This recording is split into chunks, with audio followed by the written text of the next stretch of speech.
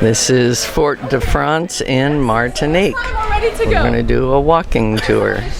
On our French islands, and to be a bit more specific, we are a French department. Just like in the United States, they have different states, or in Canada, different provinces. While in France, we have different departments, and Martinique is one of them.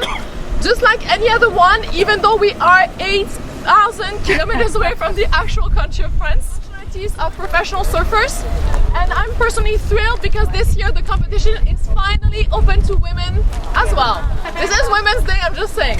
So the south of the island is all about the hills, as you can see, and also in the south, this is where we have most of our beautiful white sand beaches. If you love diving, scuba diving, just relaxing inside the warm water, you're going to go to the south. Active so volcano. The north of the island is just about, it's all about green nature, and if you love walking or hiking tours, you're going to love the north. It's also in the north that we have black sand beaches because of the volcano, of course. Okay. French settler that set a foot in Martinique in 1635. His name was Pierre Belin d'Esnambuc.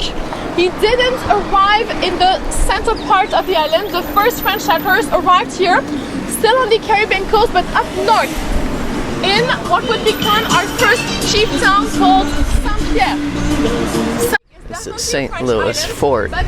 Construction started in 1637. So the French settlers discovered pretty early on that the entire Fort de France here was a very strategic point for anyone trying to invade the island. This is why this building is built like a ship. I kind of thought it was an Art Deco style.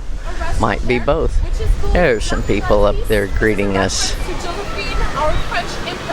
Statue of Josephine, she's missing her head. After her son asked for the statue to be put here.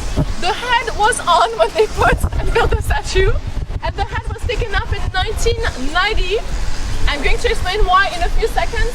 Josephine was a very interesting but also complex woman. Actually, in Martinique, you might be surprised to hear that she does not have a good reputation. This library sure is beautiful. This was built for an international exposition in Paris in 1891, and after the exposition was over, they disassembled it and reassembled it here.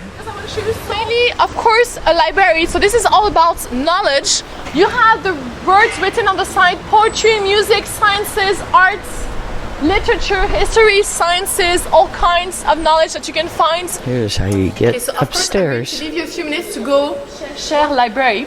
Mr. Cher was not from Martinique, he was a Frenchman. He was born and raised in Normandy, in the north of France. His family used to make china or porcelain.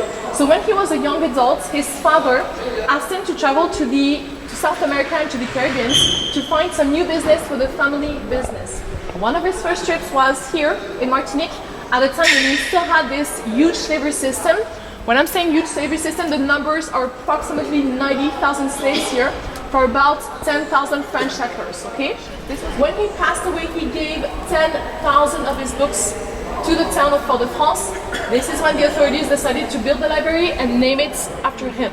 Built a very modern building for that period of time because we didn't have electricity. So the architect found out a very natural way to have a maximum of light coming inside the building. You might have... Here's a bunch of really old books.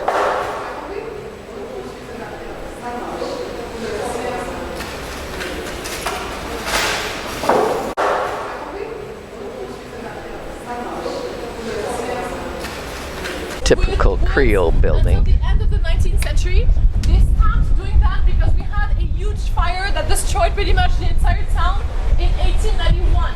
So they thought, well, maybe we need to make our houses using something else than wood that would protect us a little bit more. That is why we started introducing some metallic parts inside our houses and buildings to make them stronger against the fires, also against the earthquakes. Lots of windows on the second floor for ventilation. Almost told you. Ancient courthouse here, and the new one is just behind you. You'll see how different the two types of architectures are. And this building, to answer the question before you ask it to me, is definitely earthquake proof, hurricanes, anything you want. That's a favorite. Some really nice looking buildings over here. This is the highest monument you can find downtown Fort-de-France. Cathedral. It was built here also in 1893, also by Mr. Peake, the same architect than the library we saw a few minutes ago. And this is a Catholic church. Catholic religion is the main one on the island. It's 85% of the population. We also have the presence of Protestants, about 11%. And we also have different communities that are Hindu, Jewish, and Muslim communities. They are each 1% of our population, okay? The Galeries Lafayette. To the Catholic religion. Really expensive department store in Paris, but they have other branches. Work.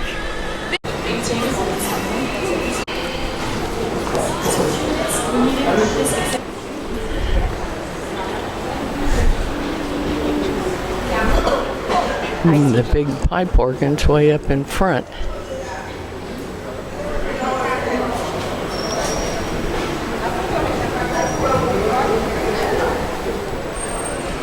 I suppose that's St. Francis. Nice wooden pulpit. And here's the altar in front.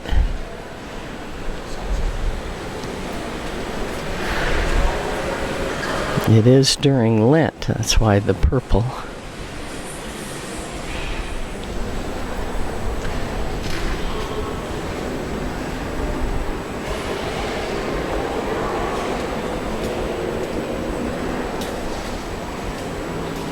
After the end of slavery, they first had Chinese workers come. We have a very strong Chinese community in Martinique.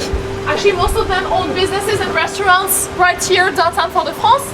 After the Chinese community, we asked an Indian community from the region called Madras. They did come, they stayed, and they brought all kinds of things with them.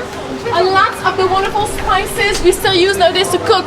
Curry, Colombo, all brought to us from the Indians, as well as this beautiful fabric here. This fabric there is called Madras fabric as well. Approaching the market.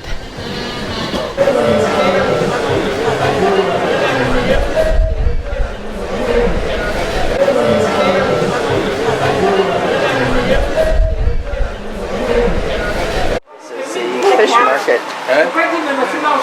Guess that's pretty obvious. Guy's got pointy noses. This was the first road that linked our actual chief town of Fort-de-France to our first chief town of Saint-Pierre. So it really goes, this entire road goes through all of our mountains in the north and our beautiful rainforest. Dinina Island, which means flower islands. When you look on the right side of the bus, on the hills there, you can see a very particular neighborhood. I know it looks a little bit like a favela from Brazil, to say things that they are. The name of this neighborhood is Tron. And I told you that our entire economy was really built around the sugarcane plantations and sugar factories up until the 1960s. During the 1960s, a lot of the workers here on the island lost their jobs.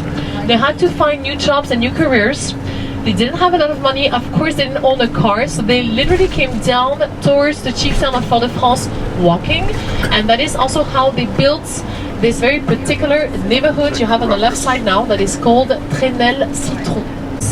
This is our own Sacred Heart, of course built to the size of the island, so it's only 10% of the actual Sacred Heart, but still strongly inspired by the original architecture of the Sacré-Cœur. You will start to see it in a few seconds at the front of the bus, a little bit on the right side. And behind the Sacred Heart, you will see part of our beautiful mountains right there. Part of our beautiful mountains from the north. Called Sacred Heart of Belata. The name of the neighborhood is Belata. We're going to the Belata garden. So what is the Belata? Well, the Belata is a tree we grow here naturally on the islands, and this tree makes latex. So we use the latex from the tree to make some golf balls with. Is there golfing on the island? There is one big golf course on the island. It's on the South Caribbean coast. This is supposed to be a quarter scale replica of the Sacré-Cœur in Paris. That wheelchair ramp would not make it in the United States. That is pretty steep.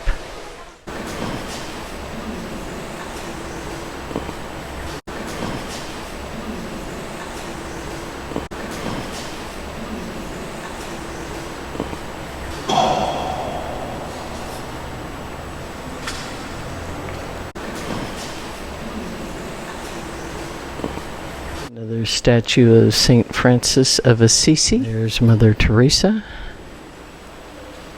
We're at about 1,000 feet up from sea level. And down there is our ship.